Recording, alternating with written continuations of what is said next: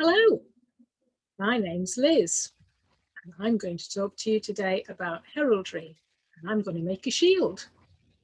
But I don't know anything about heraldry really, so I've got with me Rickard de Sinclair. Hello. Yes, I am Ricard de Sinclair.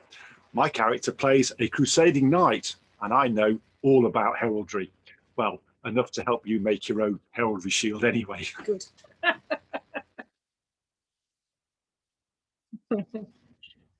So how are we going to do that? Well, you're going to need some bits and pieces to make a shield with. The main thing is something to draw it on. So we've got here a piece of paper, just a plain white piece of paper to draw your shield on. If you wanted to make a slightly stronger shield, you could use a cardboard box. But cardboard boxes have usually got something drawn on them. So I was really lucky in that this cardboard box is painted white on the inside. That means that it could be cut up and made, maybe 4 shields out of that. Cardboard is difficult to cut, and it might be that you'd have to have a parent help you with that. You can also get cardboard not needing to be cut up, like this piece here. This piece here is the back of a notepad, so it's already the right size. And if I use a glue stick, I could attach the piece of paper to the cardboard, and there we go, ready to go. So I don't have to paint the cardboard white before we can start. Now, I want to make a shield, but I need to know a little bit more about heraldry first. What is heraldry, and why did people have shields, and why did they have colours and patterns on them? So tell us about heraldry. Well, people, let's go back, say, to the Anglo-Saxons or the Vikings. They had shields, but they had no recognised, no formal form of decoration on the shields. Basically, you put a pattern on that you felt was appropriate and that you liked, and that was it. But by about the middle of the 12th century, shield designs had changed and patterns had changed. The earlier round shields had ended up in what we call a heater shield. There's a shape of a heater shield here behind Liz. It is flat on the top and curved toward the short point, quite a bit different from the earlier Anglo-Saxon round shields. That is called a heater shield, and all heraldry is based on a heater shield design. So that's how we end up as a heater shield. The reason that you needed heraldry was partly a bit of self-aggrandizement. Hey, I'm powerful enough, I'm popular enough, I'm rich enough, I'm powerful enough to have my own coat of arms. But also, if you went to a tournament, and what's a tournament? It's like a game, feat of arms, man on man, sword and shield, or tournaments with horses and lances. You want to be recognized, and in order to be recognized, a design on your shield was desirable. And this could be simple, but later it got a bit complicated. So to keep it formalized, various rules of heraldry were devised. And as I say, they all go back to about the 12th century, when people were fighting abroad, when people were fighting each other in the games. You had a shield so you would be recognized. And we're going to have a look at what form was used on the shield to enable you to be recognized easier, maybe from a distance. So also, if I'm in a tournament, would I have a helmet on my face? Yes, you would. So you wouldn't know who I was. That's right. And you want to be recognized. They can't see your face. So the shield, it's called a blazon, the heraldry, the blazon on the shield, blazes out and tells everybody who you are. Excellent. Right. Shall we make a shield? You can indeed. What materials are you going to use? What resources have you got there? Well, what I'm going to use here is, as I've mentioned, I've got a piece of paper and I've got a nice big marker pen because I want to draw the shield out and I need to draw up any areas or other things I'm having on the shield, nice and clear. I could do that with a pencil and a rubber if I'm not all that good at drawing or not too sure. I've also got a ruler just in case I want to do any straight lines. a pair of scissors if I want to do any cutting out. Remember, they're sharp. You might need some help with that if it's difficult. I've got some paint here because I could colour it with paints. So a little paintbrush, and this particular paint here, it's one you'd get from a DIY shop. It's just a little tester. So nice thick paint if I was doing a big shield, or it's quite nice for finer details really, is just some coloured pens. So all sorts of things I can use to make my patterns and designs. And I've got also some bits of coloured paper, because instead of colouring in, another way I can do it is I can cut out the designs. So this is out of our craft box at home. I've got red, green, yellow, just bits of paper that I might want to just cut the shapes out, and again with the glue stick make a shield that way. Right, so I'm going to draw a heater shield. That's right. So I've got my white piece of paper, I've got my marker pen, and very carefully I'm going to go along the top. That bit's quite easy. You can either just start at the very top of the paper, or like me, put a line over the top and then down to a point at the bottom, down one side, and down to a point at the other side. So I'll just show you what I've done there. That is my heater shield. You've done that very well. You kept it very symmetrical. But if you're worried about it being a bit off to one side, because these curved lines are a bit difficult to draw, is you could actually fold your piece of paper in half, draw one, then hold it up to the light, and then draw the second, and you get a perfect symmetrical shield. I've done that before. You can trace onto another, if there's another white piece of paper behind, or you can even hold it against a window, and then you can see the lines coming through and draw it like that. Excellent. So now what am I going to put? I've just got the plain shield there. How do I go on now? What else do I need to put on it? Well, a plain shield is very ordinary, and of course anybody could just have a plain shield of colours. So what you could do is divide it up into various ways to make it look a little bit more pretty, to have it a different form that's recognisable to just yourself. Now, there are various forms of shield division. I've just picked out a few here for you. You can divide up your shield however you want, but these are a few of the formalised heraldic devices. And of course, the heraldry terms are all in French. Why? Because in France, people spoke French, obviously, and in England, the nobility, that's the kings, the queens, the princes, all the nobles, spoke court French. That's basically due to William the Conqueror attacking in 1066. The common man, of course, still spoke English, and rightly so. However, the common man wasn't about to take up arms at any time and go to a tournament or to a war. If you posh, you speak French. Basically, yes. I got it. So these names are in French, but never mind, they're not hard to learn. Now this one is called a bend. Now that's an easy word, except of course it's not a bent line. Straight. It's a straight line, and the line, as you can see, goes from one corner down to the opposite side. I see. Now it could of course go from this corner down over here. Yeah. There's different names for the different bends. This one going from the right to the left is called sinister, because it's on the left hand side. It's where we get the word sinister from. And the one from the top corner to the right hand side is called dexter, which is where we get the word dexterous from, which means good with your right hand. Okay, so that's a bend. Bend, right, I'll try and remember that. So okay. That's kind of like that, isn't it? Okay. Yep, then we have this one, which is a simple line across the middle of the shield, so the top of the shield, and that is called a chief, and that's a broad band at the top of the shield. That's chief. Okay, obviously because the chief's at the top.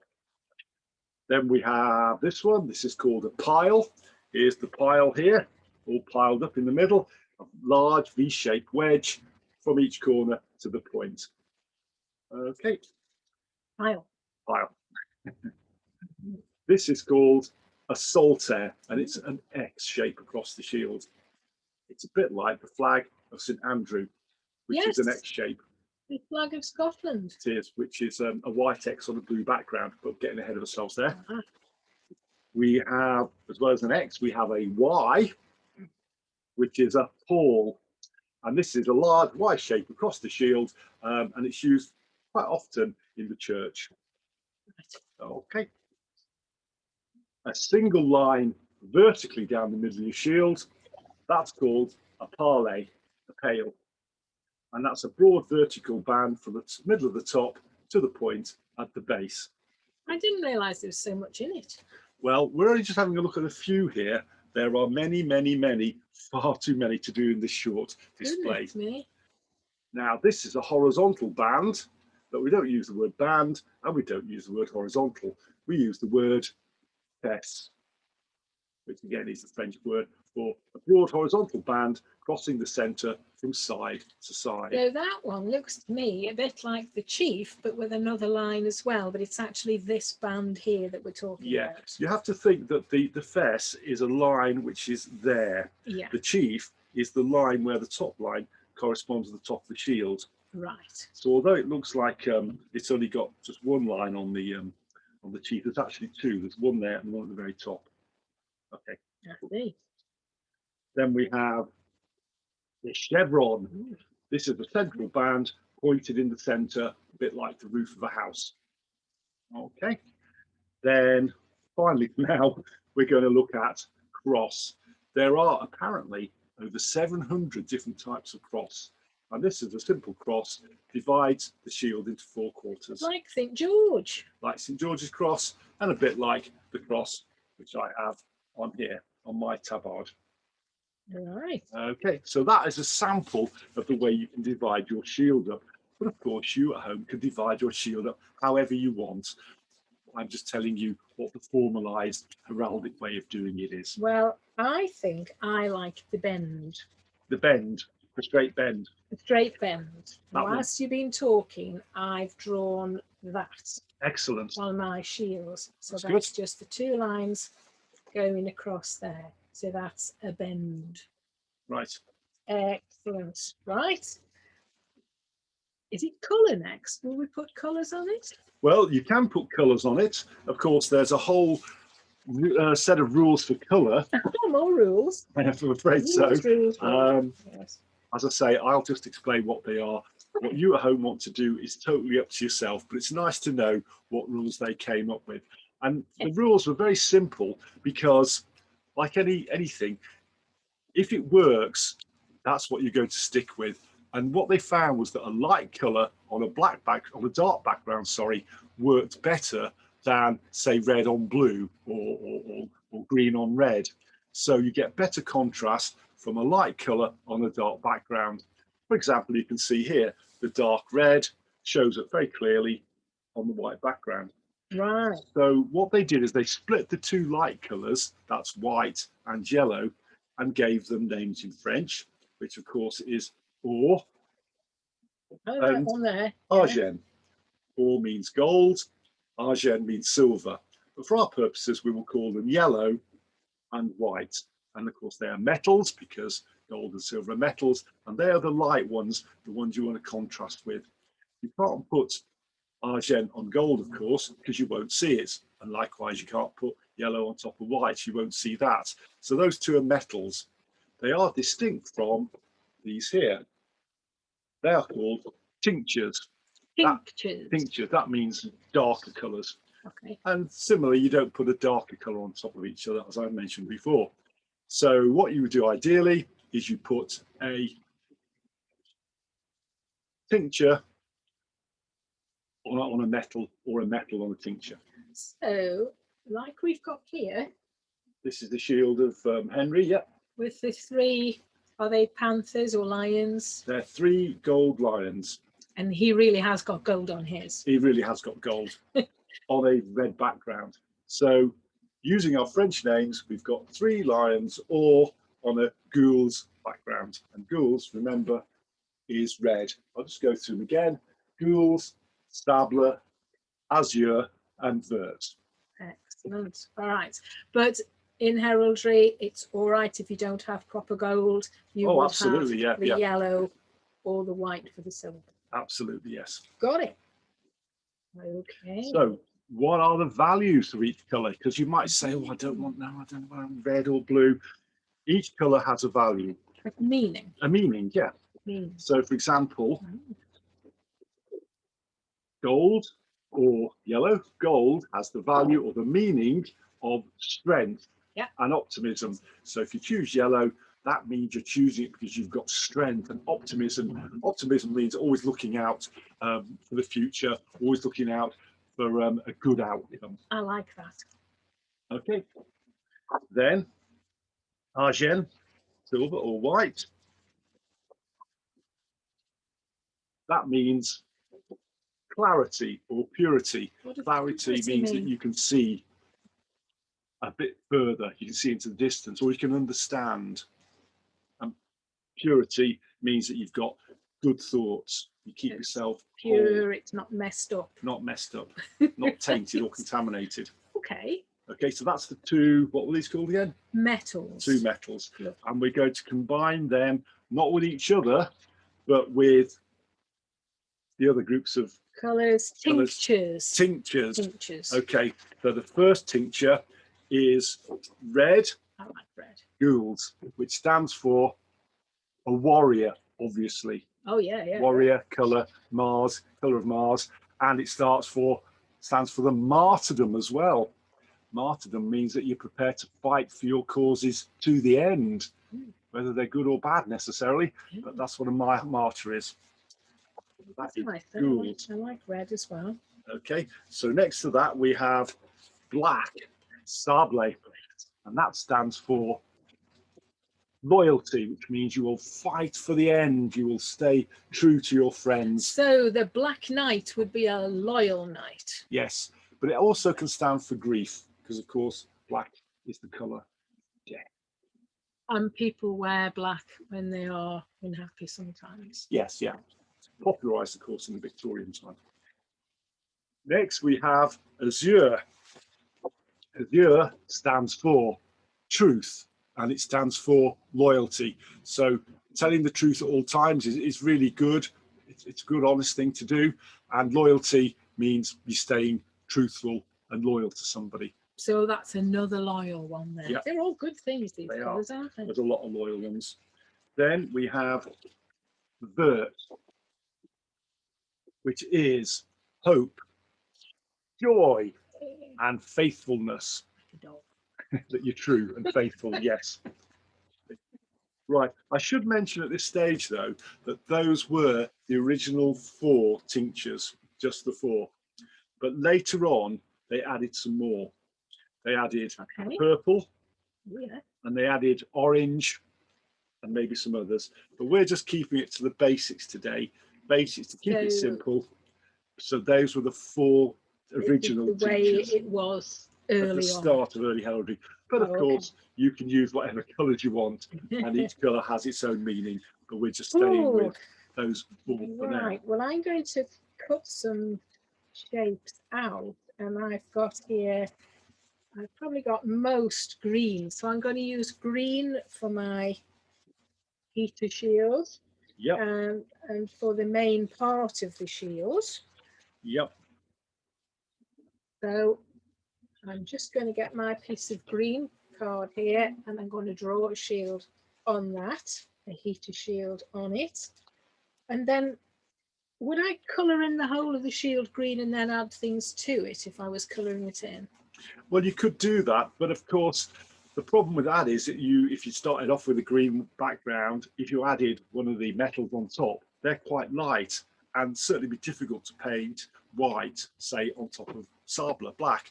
So you might want to just do the bits that are green first, leaving a space, and then colour in your bend a different colour later on.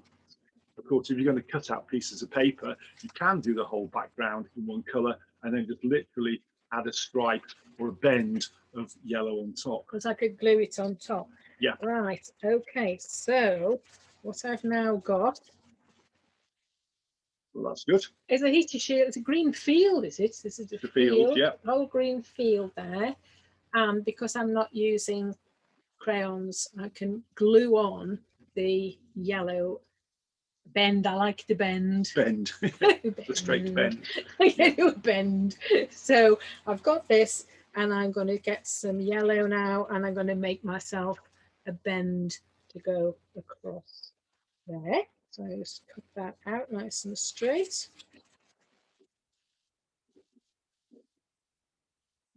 Okay. Then, How are you getting on? well, I've got the bends. That's the right way, isn't it now? There we go. Okay. But then I can just glue that with my glue stick on top. If I was going to be using crayons, though, it's probably a good idea just to draw all of that out first and not colour anything until I've got, until I've got everything put on. Yeah. Yeah? Yeah. Right.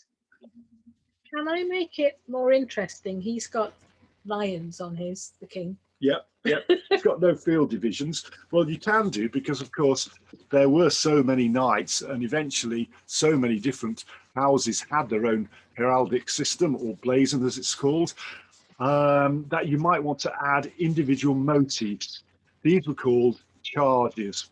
So you could add relative charges of whatever you want. King Henry has got 3 lions on a shield for his So a charges. lion is a charge. Lion is a charge, yeah.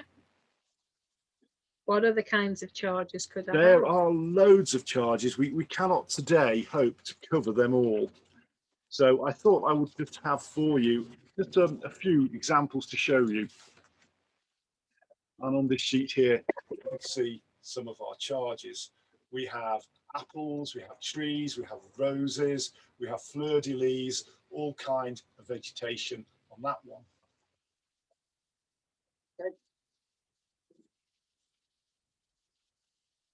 On this one, So I'm just looking on this. Yeah. You've got, it looks like Tudor roses there. Yep. They're often different ages, of course. Yeah. Because Tudor's in the future, so Good. we haven't got to that period yet. But here we have an anchor, an axe, a book, a wheel, which is a bit later on, a castle, a ship. Just virtually anything. Some are abstract designs, some are 5-pointed stars. I like the stars. The stars are good. I like the axe. Yes. Just any object that has a relation to you. For example, if your name was Scott, you might want to put on a thistle as your emblem, or as one of your charges. Right. The most popular charges, of course, were animals. And I thought we would just have a look at a few of the animals at this point. I was They were just thinking so that if your important. name was White House, you could put a White House on it. Absolutely. Wow. So let's see what we've got in the way of our animal charges. Gorgeous. This one, very popular, not just with Wales, but with England as well, is a dragon. I like dragons. Dragons are great. Dragons are creatures that protect you and are valiant, and they defend treasure mainly. Now that one, he's got nice big wings on, Yep. and his tongue is really, really long. Yeah, Perhaps he's a fire-breathing dragon, and he's got a foot up in the air, so he's an interesting dragon. he is a different shape, He's and lovely. his posture, i.e. the way he's presenting himself, is different for different meanings and has different names. So, But we'll be looking at that a bit okay, deeper in a minute or two. right. This one, let's see if you can guess what this one is. Oh, blimey. What do you reckon that is? Well, it looks like a lion, but it's got wings. Yep. That's because it is a mythical creature. It is a griffin, Oh, like Gryffindor. like Gryffindor. Yeah. So that combines the attributes of obviously lions and eagles. So it stands for valor, bravery, Yeah. vigilance, that means keeping an eye out, Eagle looking round. and Yeah. is death defying. Wow. I like him. Okay. Yeah. But he's not a real animal. Well, I don't know. Sometimes I hear noises in the woods that I can't explain. So this one is a eagle. It's a stylized eagle because, of course, as heraldry progresses, things become more and more stylized. Eagles stand for bravery, nobility, alertness, and protection. I like that, but it looks very complicated to draw. Can be, can be. Okay, this is quite a simple one. This is a horse, of course, Yeah. and horses are ready to serve. And what they're ready to serve is their king and their country. It's your steed, it's the way your knight gets around. So that is your vehicle for being a knight, a one-man He killing looks machine. ready. You can imagine a knight Yeah. on his back and He's he's ready prancing there. there. Yeah. Yeah. Lovely. How about this one? What do you think that one is? Oh, he's a dancing bear. He is a bear. Is he a softie? I think so. This one stands for strength, Ooh, and it stands Ooh. for cunning. And bears traditionally protect your family. nice. Because let's Nice. face it, if we've got one in the yard and the prowler comes by, he's not going to come by twice. It's a bit better than chickens. Yes. Now, this one, what do you reckon that is? Ooh, it's a boar. That's a boar, Yeah. a wild pig. Look at those tusks. Yeah. They stand for bravery, and boars will literally fight to the death. But isn't he sitting nice? He's sitting lovely He like is. a dog. Yeah, he's sitting, but perhaps he's sitting to attention, ready to spring into action. Uh-huh. Yes. Yeah, we'll look at that sitting posture later, I think. Okay. And then finally, we have the most popular one, the lion. And lions stand for courage, bravery, and strength. Okay. And again, if you look at the postures of the two lions, that is the lions on my card and the lions on the shield. I was just We looking have- at the difference. Yeah. They face different directions. Yeah. There's meaning there as well, but we won't go into that. More rules. More rules. He is with his arms up in the air, standing on one leg, and the one with the shield is just one arm in the air and maybe three on the floor. Yeah. So different postures, and we'll have a look at different postures, I think, later on. Okay. So there are your charges. Have you been getting your charges ready whilst I've been reading Well, those I've been out? thinking about it, and I really did like the dragon. Okay. But I was thinking of putting the dragon on the bend. Yeah. Yeah. But the bend's not very big, and I want No. to put quite a few on. Like he's got 3 lions, so can I have 3 dragons on my bend? Well, the three emblems, the 3 charges might stand for something. They might stand for your 3 pieces of land or 3 features on your land, or they might stand for father, brother, and uncle. But if you want 3, that's fine. I think 3 because it's. I like lots of things. Okay. Now I found a picture of a dragon, but it's only the dragon's head. Is it all right to put the dragon's head on, just the head? Well, yeah, traditionally, only the head of the family would have the head. Oh. But you know, you can have whatever you want, really. This is a making exercise and a fun exercise. So if you're happy with that, let's go with that. If I had a head, and maybe we had father, son, and whatever, grandson, but they were all heads of the family, I could do, couldn't it? It could eventually be an head of the family. All right, so I'm going to draw. I'm going to have now then. My bend was yellow. Yep. Or what? gold. Or gold. So I need a colour, a tincture. Yep. To have as my dragon, so that it On stands top of out it. on top of Yeah. the gold. So ideally, on top of the or, you would have gules, sable, azure, or vert. Okay, well, I like red. Okay. Cool. Cool. So I'm going to just quickly draw. I'm going to actually copy this dragon. I'm going to do 3 of these and cut them out. I find when we've done this before with children, some children are really good at drawing dragons, but others find that dad is usually extremely good. I don't know why, but mum usually says, no. But dad, yeah, or granddad is very good at drawing dragons. So I'm just drawing my 3 dragons on the red, and then I'm going to cut those out, and then I'm going to use my glue stick to stick them on. If you were going to paint or use your crayons, then again you need to do all of this in pencil first, so that you can actually see see where you are, and you stay within the lines when you're doing your colouring. Okay, well, Okay. that was pretty quick. I'm really quick at this. I've got quick at it. Right. So So the next let's thing see is what Liz has managed to do. no, because I've got something else because I've got that green field and I don't want a plain field. So I'm just sticking my I see. So you've got your ghouls dragon head on top of your yellow or bend, which Yeah. is on a vert background. Good, isn't it? All those colours and all those new So words as do you well. want to put something on the new fields or the green fields? Yeah. Okay, well, it's green, which is a tincture. So you could put on a metal, you could have yellow to go with your yellow band, or you could have white as a contrasting colour. Well, with the coloured card, I think I'm going to go for the white, which would be the silver, because I've got a piece of white paper and that's going to be easier for me to do it. So I'm going to cut up a piece of white paper and I'm going to have a star. A star, yeah. yep. If I do a start, I need to draw.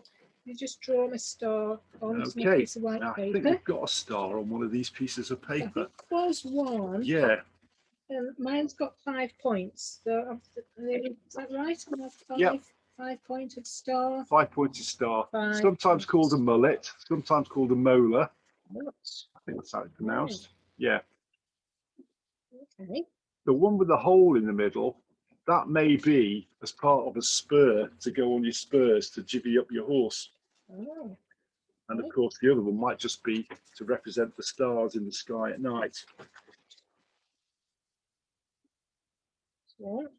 Okay, you're doing there. I've got one of them done. Okay, if you do use glue, try and use a Pritt stick type glue because it doesn't make a mess if you knock it over, and if you get it on clothes and things, it washes off. But again, with all things like glue, check you got your parents handy, make sure it's safe. Don't give it to your little sister, she'll wander off with it. Or eat it. Well, that's okay. And the other one.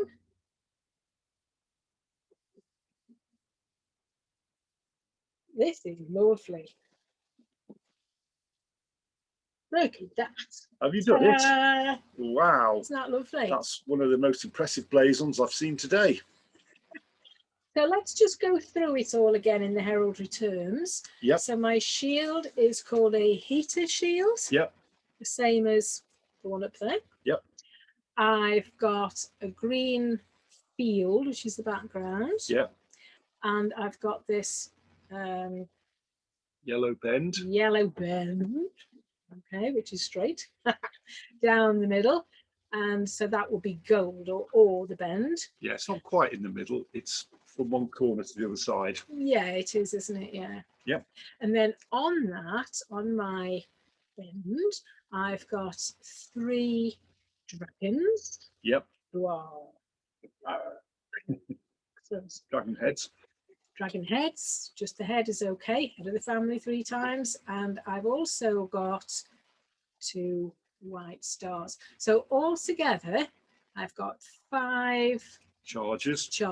5 charges on my shield. On your heraldry blazon. On my blazon. Fantastic. So is that, I don't need anything else on that. That's finished. That's it. No, you just need to make it full-size shield like the one up there. Stick it on the side of your horse and go. And put a handle on the back. Oh, need a handle on the back. Well. Yeah. Right.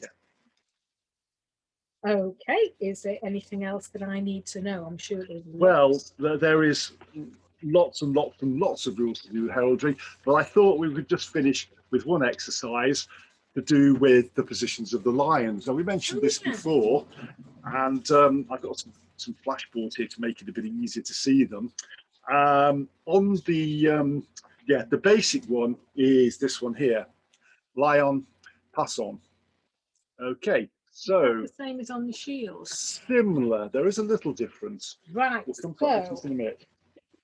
Kiddies, stand up. You've been sitting down too long. We're going to do some actions now. I'm going to put this on so I look more like a lion. I know I've got nice long blonde hair, but I want to be curly lion. So there we are. Curly, look at that, curly lion. Lovely. Okay, so Tell me about the shapes then. okay, well, you can see the passant. Do you want to get into the passant? All right, so the passant, so he's got his two back legs out, he's got one foot on the floor, Yeah, and the other's and the clawing other the one air. is up, but his head is forwards. Yeah. Passant. Okay. Now, if you want to have the same position but looking at me, that's passant guardon. Two legs on the floor, front leg on the floor, One hand in the leg air up. It's and the back looking. one up actually. Yeah. And looking at you. So that's what? Passant guardon. Passant guardon. And it's the same as on the shield. Oh yes. Okay, so if you want to rear up even more, you just have one leg on the floor or two legs on the floor and two clawing the air. And a straight up tail that I haven't got. Yeah. I've got one leg forwards, one leg up. Yeah. And I'm looking forwards. And that's rampon. Rampon. Okay. If you were looking backwards over your shoulder, Ooh, you same are thing. regardon. So like that, tail in the air, and there, regardon. You're regarding what's going on behind you. I am. What's going on behind me? Right. Okay. Okay. Then if you've had enough standing up in the air, you can be sitting down. Like the boar. The Sejon. Yes, the boar was Sejon as well. So I'm sitting, my tail's up over my shoulders somehow. That's quite nice. Yeah. It's like a little wand. Yeah. One foot forwards, one up. Yeah. And I'm looking forwards with my tongue. Yeah. It's where we get the word sergeant from. At attention, ready for action. Okay, Sarge. Okay, brilliant. And then if you finally had enough of all this, you can be just lying down with all four paws on the floor with a cushion. Let's see you lying down, kids. It's lion. It's a bit like the word cushion, isn't it? So it's a lion cushion. A lion on a cushion. Yeah, looking up, smiling, sticking your tongue out. Yeah. Excellent. Right. Well, we could certainly go on all day, but like all good things, it must come to an end. So I think you should just hold up your creation once more, and I think it's all it does for me to say is thank you very much for paying attention. I hope you've enjoyed this little video presentation from Liz and from myself, Ricard de Sinclair. And for me, Liz, the modern person making the gluing and sticking shield. Thank you for watching.